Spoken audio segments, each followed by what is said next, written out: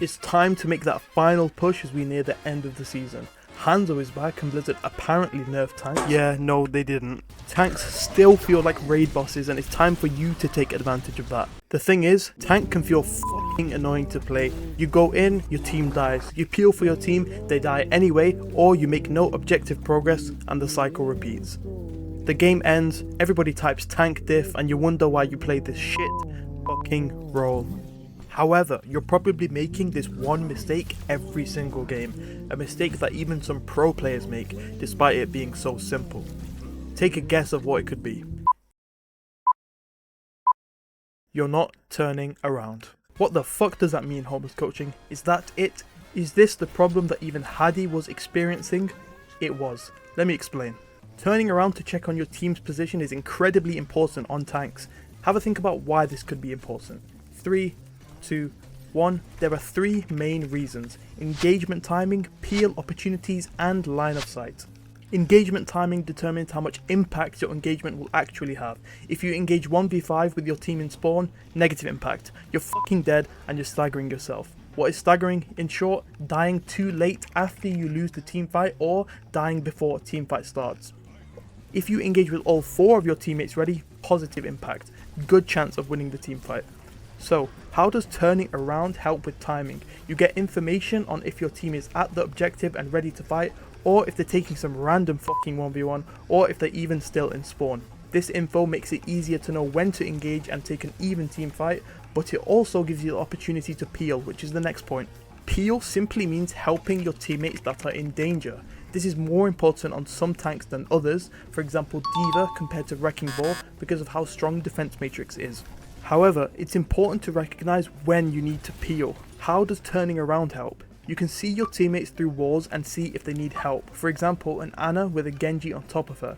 Even if you think, fuck this Ana, I'm not peeling, it still gives you information on how aggressive you can be. For example, on Winston, if a flanker is on your backline, you can use bubble to hold space instead of jumping aggressively, because your Ana can't heal you and fight the flanker at the same time. Holding the space means you can keep other enemies back for longer, giving your team more time to deal with the flanker and support you afterwards.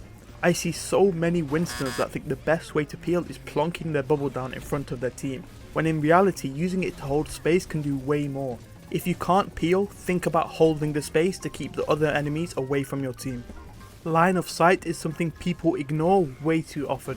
We've all played support and watched our tank run into the enemy spawn behind 5 walls, die and then cry about no healing. If you don't want to be that tank, start thinking about line of sight. Line of sight simply means how far you can see in one direction. Here's a long line of sight. Here's a short line of sight. Playing in the line of sight of your teammates mean that they can 1. Keep you healed up and support you as you fight, and number 2. Take advantage of the space that you're making. For example, if you have a Widowmaker, you would want to hold here so she can use the long line of sight to her advantage. Holding here makes no sense because it's out of her line of sight and it limits her impact that she can have on the fight. Here's an example from yesterday's OWCS matches. One thing that you always need to do about Widow, when you're playing Widow, you need to play for your Widow's angle. It's the tank's job to understand Widowmaker's sight lines and hold in a place where your Widow can see. PGE, he may be wonderful, but he is not a miracle worker. He can't magically get an angle on people that are around corners. So attack needs to hold a good angle, somewhere like here, or like here, and pull the enemy team into PG's line of sight. And he's not doing that. So right now, attack is getting shot heaps, getting his skills forced, and nobody can help him. Because he's double angling himself. Fucking half-wit. I wasn't kidding when I said that even the pros are making this mistake. And remember, all of this information comes from literally just turning around. Engagement timing, peel opportunities, and line of sight.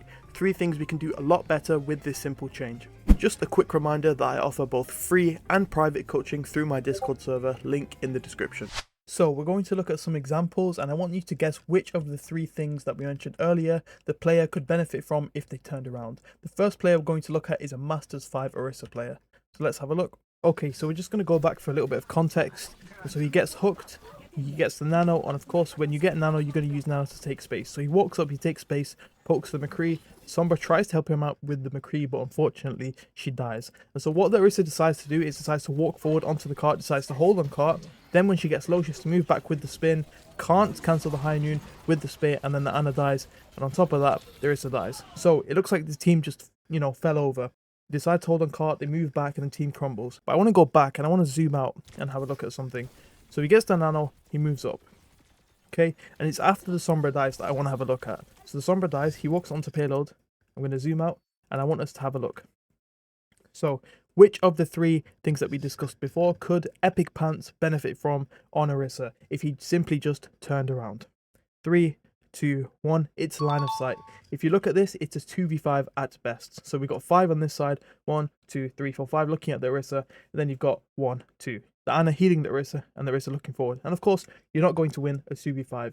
And if the Orisa would have turned around and saw, okay, this LOS is not good for me, my Cass is, my Sombra's dead, my Cass is not even back, it's a 2v5, and he would have moved back instead of staying on payload, right? He moves back, his Ana moves back, and if his Ana moves back, then she's not going to die to this high noon.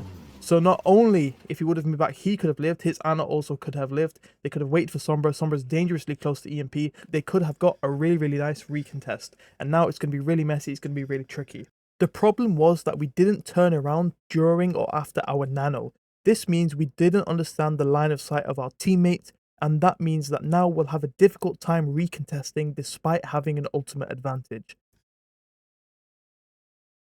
So now we're going to have a look at the opposite tank, Ched Bundy. And what happens here is he gets a really nice hook onto the Doomfist, and it actually ends up being a 4v4 because the Juno goes down. So now it's a 4v4, but he tries to take space with the tank advantage, which is fine. So he goes fishing, he's looking for a hook, he doesn't quite get to do it yet. And so he turns, but he doesn't turn all the way. He doesn't check on his team, he gets discorded, and he dies. So let's actually go back in the replay and have a look at when he should have looked. So here he turns back, right? He's walking into the room. All he has to do, right, is just turn and look at the payload. And here he would see his Ana's pretty far back. His Tracer and Genji are both playing on the bridge. And what that means is that nobody has line of sight here. Again, it's another line of sight issue, and it's also an engagement time issue. If this hog had actually turned and seen that both of his DPS are on the bridge, he would have realized he needs a little bit more patience when it comes to walking out of here, going fishing, and looking for those hooks. But instead, what happens is, as we saw, he ends up in a 1v3 and he goes down pretty easily. Again, turning around would have let him know how deep he can go and when the right time to do that would be. We didn't check on our team, we didn't realize we were walking into a 1v3, and now it's going to be difficult for our team, especially when the Zarya gets back. I hope you're starting to see the trend of fights being thrown away just from not turning around and using the information you get from doing that. So we'll do another quick one, and this should be easy by now. So you got the Ram poking, looking for form, but not finding anything from it. Just trying to hold this corner, still not turning back, falls back to the statue, still not turning to check where his Juno or his Mercy actually is, moves up with the shield, the Zarya pressures him, he's getting no healing, still isn't checking where his team is, and then he eventually dies. So not once did this Ram actually check where his healers were playing, and so I'm sure you already know the answer out of the three, it's a line of sight again. And so line of sight is honestly the most common thing that tanks forget about, and probably the most important one that you should be paying attention to. So if you watch from an outside perspective, you can see, especially because the red team's playing double sniper, the Juno has to be really careful. But this Ram, he doesn't seem to give a shit about that. He's completely ignoring his team, not turning, and as you can see, he just gets beamed down. There's no healing that can actually reach him, and he's probably wondering why he got no healing. It's literally just because you didn't turn around and you didn't know where to play. You didn't know what actual line of sight that your team would benefit from. And this is actually a Masters 2 average lobby. So it goes to show that even in the higher ranks, people are making this mistake, and it's something that can definitely level up your tank game. We're going to look at one more example, and that'll be it. So I wanted to highlight the natural cycle of D.Va as a good example of consistently turning to check on your team. So this D.Va has already done a quick check. She knows that her Zen is playing close and that her BAP and Cass are playing on point. And of course, Tracer's going to be on the angle. He's actually looking for that in terms of his engagement timing. So he pokes the D.Va a little bit. He's still paying attention to his Tracer. He sees that his Tracer is going in. The Tracer gets the pressure onto the Ashe. The Ashe chases her, and that leaves the Ashe vulnerable. The rest of the team is pushing in, and the Ashe is focused on the Tracer. So already, just from looking at his teammate, he's had great engagement timing on this D.Va. And so he sees the enemy team taking point, but he also sees them pushing towards his team. And you can see from his team through the wall, you can see from his team's body language, literally observing through the wall, that they're fighting. So straight away he goes there, he goes for the fight, he matrixes, they stabilize with trans, and he's able to resume the aggression. What you'll notice on D.Va very often is that after the initial check on your team, you'll engage with boosters and naturally turn as you fly back towards your team if you're not going all in. This cycle gives you valuable information incrementally and is a great way to practice turning consistently. Here's one more example that I thought was quite funny. As you can see, Orisa walks out of spawn, does not turn around a single time, not realizing his healers are in spawn, and he gets completely melted.